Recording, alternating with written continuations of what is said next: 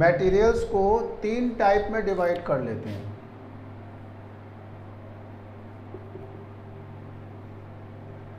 Diamagnetic, paramagnetic, ferromagnetic.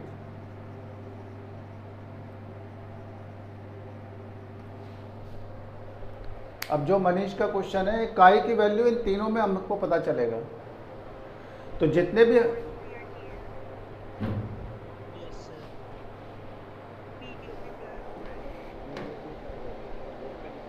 तीन category में divide कर लेते हैं, डाईमैग्नेटिक, पैरामैग्नेटिक, फेरोमैग्नेटिक। जितने भी मैग्नेटिक मटेरियल हैं, यानी जिनको भी बार मैग्नेट अट्रैक्ट करती है, उनको मैग्नेटिक मटेरियल बोलते हैं। और टेक्निकली बोला जाए तो जो मैग्नेटिक फील्ड लाइंस को उनका बिहेवियर जैसा होता है। अब इन तीनों में काई की वैल्यू अलग होती है। तो जब हम एक एक करके पढ़ेंगे तो जो क्वेरी है वो रिजॉल्व होती चली जाएगी कि काई की वैल्यू पॉजिटिव होती है कि नेगेटिव होती है कि ज़ीरो होती है, क्या होती है। दैट विल बी रिजॉल्व जब हम एक एक करके इन मटेरियल्स को वी विल स्टडी। तो सबसे पहले हम शुरू करते हैं डाईमैग्नेटिक मटेरियल्स।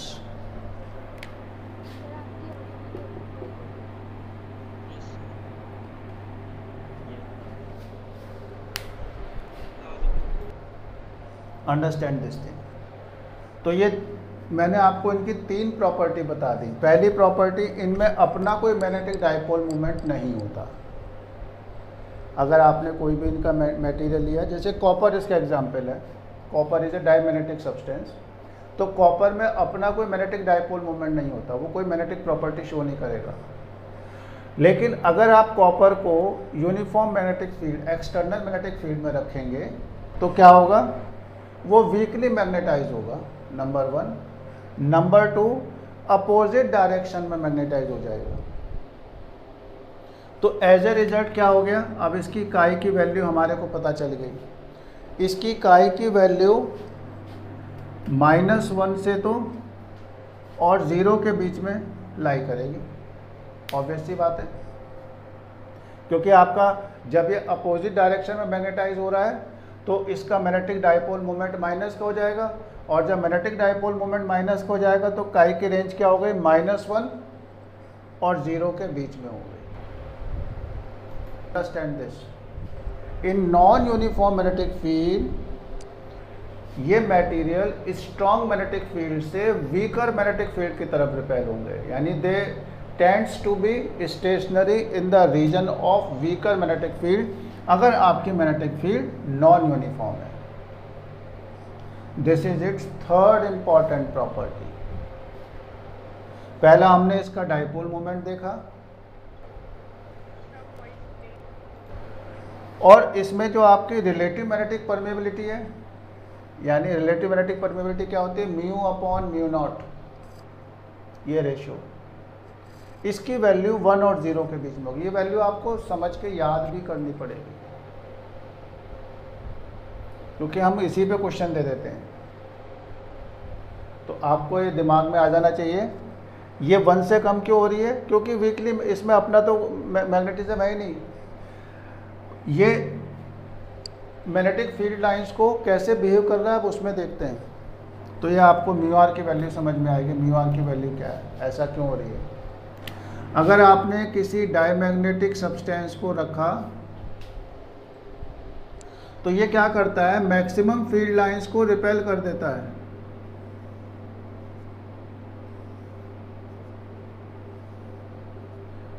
बहुत कम फील्ड लाइंस इसमें से पास हो पाती है।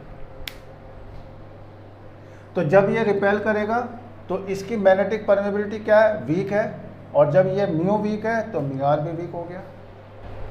समझ के याद करना आसान हो जाएगा। ये डायग्राम इंपॉर्टेंट है। तो diamagnetic material magnetic field lines को रिपेल करता है, अपने में से पास ही नहीं होने देता। जिद पकड़ ली है उसने, पास नहीं होने दूंगा फील्ड लाइंस को, चाहे कोई कितनी मेहनत कर ले। एज ए रिजल्ट क्या हो गया, उसकी रिलेटिव परमेबिलिटी 1 से कम रह जाती है। It's value is between 1 and 0, और उसकी magnetic susceptibility it is negative. 0 से कम का मतलब क्या है, काई की वैल्यू क्या होगी इसकी,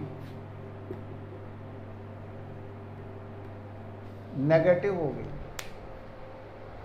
that is the simple meaning. फिर क्या क्या हो सकते हैं, कॉपर हैगा, लेड है, गोल्ड है, सिल्वर है, एंटीमनी है, बिस्मथ है, वाटर है, मरकरी है, एयर है, इनर्ट गैसेस जितनी, antimony, bismuth, copper, lead, gold, silver, air, water, inert gases, सारे डायमैग्नेटिक, ये सारी की सारी प्रॉपर्टी शो करेंगे जितनी प्रॉपर्टीज मैंने बताई। तो आपको ये प्रॉपर्टीज याद होनी चाहिए। इस पे क्वेश्चंस आप देख रहे हो कितने भी बन सकते हैं, एमसीक्यू से लेके केस स्टडी तक। तो पहली प्रॉपर्टी, इनका अपना मैग्नेटिक डायपोल मोमेंट 0।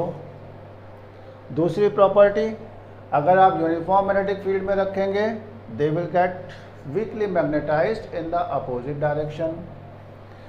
अगर आप यूनिफॉर्म मैग्नेटिक फील्ड में रखेंगे they get repaired from stronger magnetic field to weaker magnetic field region. This is the behaviour of magnetic field lines. अगर आपने कोई भी यहाँ पर सपोज करिए आपने कॉपर रख दिया तो maximum field lines are repaired, very few lines pass through this material. And what is the value of chi, it is negative. What is the value of mu r? It is less than 1. So these are the properties of diamagnetic substance. यानी basically क्या हो गया ना, इन substance की magnetic permeability बड़ी week है, इसीलिए magnetic field lines को पास नहीं होने दे रहे। बहुत से होता है ना, जैसे बच्चों के दिमाग में क्या होता है, ब्लॉकेड आ जाता है कि मैथ्स तो हमारे को समझ में नहीं आएगा, या केमिस्ट्री बहुत डिफ़िकल्ट सब्जेक्ट है। उससे क्या हो जाता है, माइंड में ब्लॉकेड हो गया, परमेबिलिटी वीक हो गई। परमेबिलिटी वीक होने से क्या हो गया, फील्ड लाइंस को पास ही नहीं होने दे रहा। मैक्सिमम फील्ड लाइंस क्या हो रही है, रिपेल हो रही है। हमने जैसे यहाँ पर 5 का लिया तो 5 में से 4 तो रिपेल हो रही है, 1 जा रही है। तो इसकी मैग्नेटिक परमेबिलिटी जो है वो वीक है, वेरी लेस। टेम्परेचर को कम ज़्यादा करेंगे तो इनकी प्रॉपर्टी में कोई चेंज होने वाला नहीं, इट्स टेम्परेचर इंडिपेंडेंट। आगे जो हम लोग पैरामैग्नेटिक या फेरोमैग्नेटिक पढ़ेंगे वो टेम्परेचर इंडिपेंडेंट नहीं होंगे। चीज़ है या डायमैग्नेटिक मैग्नेटिज्म है वो टेम्परेचर से इंडिपेंडेंट है। अगर आप टेम्परेचर को कम ज़्यादा करते हैं तो इनकी इस प्रॉपर्टी में कोई भी फर्क नहीं पड़ता। This is the important part. अब ये क्यों होता है मैं आपको ब्रीफली बता देता हूँ कि आपने देखा होगा इलेक्ट्रॉन जो हैं वो रिवॉल्व भी करते हैं बट इलेक्ट्रॉन स्पिन भी करते हैं, आप लोगों ने केमिस्ट्री में शायद पढ़ा होगा। तो इसमें क्या होता है कि जैसे इलेक्ट्रॉन जो पेयर हैं, अगर एक क्लॉकवाइज स्पिन कर रहा है तो दूसरा एंटी क्लॉकवाइज स्पिन कर रहा है, तो इसलिए नेट डाइपोल मोमेंट 0 हो जाता है। मान लीजिए ये हमारा न्यूक्लियस, ये इलेक्ट्रॉन, तो अगर ये इलेक्ट्रॉन क्लॉकवाइज चल रहा है तो ये वाला इलेक्ट्रॉन एंटी क्लॉकवाइज चलता है। और इसमें इलेक्ट्रॉन क्या होते हैं, इवन नंबर पेयर में होते हैं इन मटेरियल्स में। तो ये एक दूसरे के, इसकी वजह से कुछ डाइपोल मोमेंट हुआ, इसकी वजह से हुआ, लेकिन डायरेक्शन इक्वल एंड अपोजिट हो गई तो कैंसिल आउट हो गया। दैट इज वाई इनमें डाइपोल मोमेंट 0 होता है। नंबर 2, इलेक्ट्रॉन स्पिन पे टेम्परेचर का कोई फर्क नहीं पड़ता। That is why diamagnetism is independent of the temperature. वो क्या कहते हैं हम लोग, सुपर कंडक्टर्स कहते हैं। एक तो हमारे कंडक्टर्स होते हैं, एक इंसुलेटर्स होते हैं, एक सेमी कंडक्टर होते हैं, एक चौथी कैटेगरी सुपर कंडक्टर्स की भी होती है। अगर आप बहुत लो टेम्परेचर पे करें तो उसमें रेजिस्टेंस की वैल्यू ऑलमोस्ट 0 हो जाती है, उनको सुपर कंडक्टर्स बोलते हैं। आज के टाइम में सुपर कंडक्टर्स काफ़ी जगह यूज़ हो रहे हैं। तो ये जो डायमैग्नेटिक मटेरियल हैं, अगर आप इनको लोअर टेम्परेचर पे कूल कर देते हैं तो ये परफेक्ट कंडक्टिविटी शो करते हैं, यानी resistance is almost zero. Understand this. और जब इनमें मैग्नेटिज्म आ जाता है तो ये किसी भी मैग्नेट से रिपेल हो जाते हैं। कंडक्टिविटी बढ़िया हो गई तो इलेक्ट्रोमैग्नेट बन गए, जब इलेक्ट्रोमैग्नेट बन गए तो किसी भी मैग्नेट से रिपेल हो जाएंगे। इसको हम क्या बोलते हैं? माइशनर इफेक्ट बोलते हैं। इसीलिए जितनी भी हमारी मैग्नेटिक लेविटेड ट्रेन होती हैं, जिसको मैगलेव बोलते हैं, जो ये बुलेट ट्रेन है सो कॉल्ड, उसमें सुपर कंडक्टर्स में हम लोग डाईमैग्नेटिक मटेरियल को यूज़ करते हैं, क्योंकि एक तो टेम्परेचर से इनकी प्रॉपर्टी में कोई चेंज नहीं होता, कंडक्टिविटी परफेक्ट शो करते हैं लो टेम्परेचर पे, उसकी वजह से क्या होता है? मैग्नेट बहुत बढ़िया बनते हैं। और जब आप इनको ट्रेन के उसमें लगा देंगे तो नीचे रेल जो होती है मेटल की होती है, they show the perfect diamagnetic behaviour. So this is known as Meissner effect. Superconductors magnet से रिपेल हो जाता है and it is repelled by the magnet also. It repels a magnet and it is repelled by the magnet also. This phenomena is known as Meissner effect. Perfect diamagnetism जो होता है ना, that perfect diamagnetism is known as Meissner effect. इनमें magnetic dipole moment की value zero नहीं होती, लेकिन small होती है। यानी इन मटेरियल्स में अपना कुछ मैग्नेटिक डाइपोल मोमेंट होता है, इट्स नॉट ज़ीरो, जैसा कि हमारा डाईमैग्नेटिक में होता था। इनके अंदर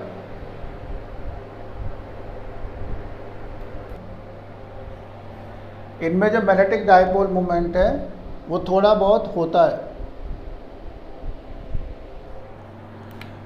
जब आप इनको यूनिफॉर्म मैग्नेटिक फील्ड में रखते हैं तो ये वीकली मैग्नेटाइज हो जाते हैं। और किस डायरेक्शन में होते हैं? In the direction of external field. दो प्रॉपर्टी है, ये वीकली मैग्नेटाइज होते हैं और एक्सटर्नल मैग्नेटिक फील्ड की डायरेक्शन में मैग्नेटाइज हो जाते हैं। इसका मतलब इसमें जो m की वैल्यू है वो प्लस है लेकिन स्मॉल है, और जब m की वैल्यू प्लस है या स्मॉल है तो इसमें काई की वैल्यू क्या हो गई? या तो +1 के बराबर होगी या ग्रेटर होगी। That is the only possibility. तो इसके अंदर काई की वैल्यू पॉजिटिव होती है और बट स्मॉल होती है। Understand this. क्यों है? रीज़न आपको समझ में आ रहा है, क्योंकि जब आप इसको यूनिफॉर्म मैग्नेटिक फील्ड में रखते हैं तो इसमें वीक मैग्नेटाइजेशन हो जाता है and in the direction of external magnetic field. Diamagnetic opposite होते थे, ये वीक मैग्नेटिक फील्ड की डायरेक्शन में मैग्नेटाइज होते हैं। इसकी वजह से इसमें मैग्नेटिक डाइपोल मोमेंट प्लस कुछ तो पहले से अपना था, थोड़ा बहुत आ गया, तो इसकी वजह से क्या हो गया? काई की वैल्यू +1 हो गई, यानी 1 की रेंज में रहेगी ये काई की value. Non uniform magnetic field में रखा, second possibility.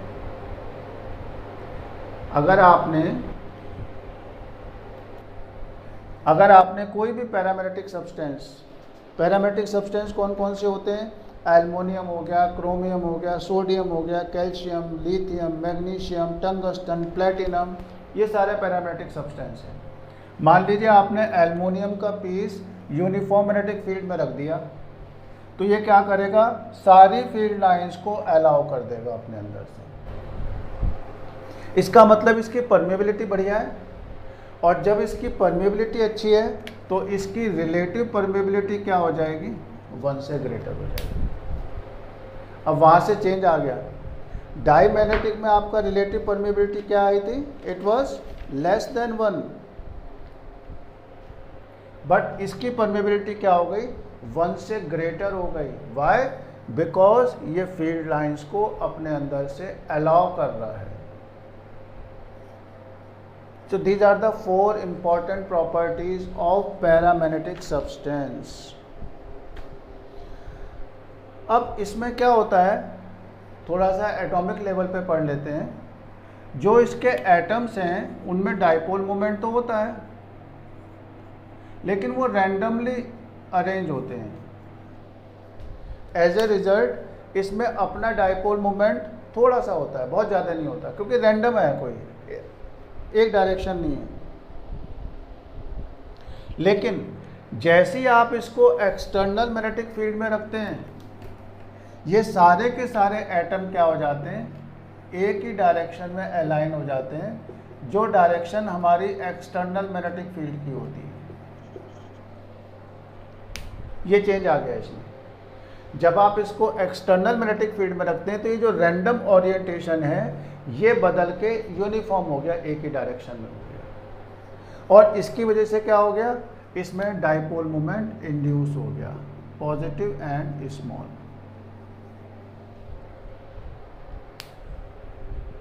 That is how its behavior is in the presence of external magnetic field. Temperature पे पैरामैग्नेटिज्म डिपेंड करता है, क्योंकि पैरामैग्नेटिज्म एटॉमिक ओरिएंटेशन पे डिपेंडेंट प्रॉपर्टी है, इसलिए ये टेम्परेचर डिपेंडेंट प्रॉपर्टी है. यानी अगर आप टेम्परेचर को चेंज करेंगे तो पैरामैग्नेटिक प्रॉपर्टीज चेंज होंगी. इसको समझिए. तो ये इसकी लास्ट प्रॉपर्टी हो गई. ये तो कॉज हो गया. What is the cause of paramagnetism? Random. जब आपने इसको मैग्नेटिक फील्ड में नहीं रखा तो इसकी वजह से कुछ डाइपोल मूवमेंट, इसकी वजह से डाइपोल मूवमेंट, हर एटम का अपना कुछ डाइपोल मूवमेंट था. क्यों था? क्योंकि इसमें जो इलेक्ट्रॉन पेयर होते हैं वो अनइवन होते हैं, ऑड नंबर पे होते हैं. इसकी वजह से कुछ ना कुछ डाइपोल मूवमेंट होता है. लेकिन वो डाइपोल मूवमेंट क्या होता है, एवरेज अगर आप लोगे तो 0 के आसपास आएगा, बहुत कम होगा, क्योंकि रैंडम ओरिएंटेशन है. लेकिन जैसे ही आपने इसको एक्सटर्नल मैग्नेटिक फील्ड में रखा, सारे एक लाइन में हो गए. किस लाइन में हो गए? जिधर आपकी मैग्नेटिक फील्ड लाइंस जा रही हैं उस डायरेक्शन में हो गए. उससे क्या हो गया, पॉजिटिव डाइपोल मूवमेंट इंड्यूस हो गया और स्मॉल वैल्यू आ गया.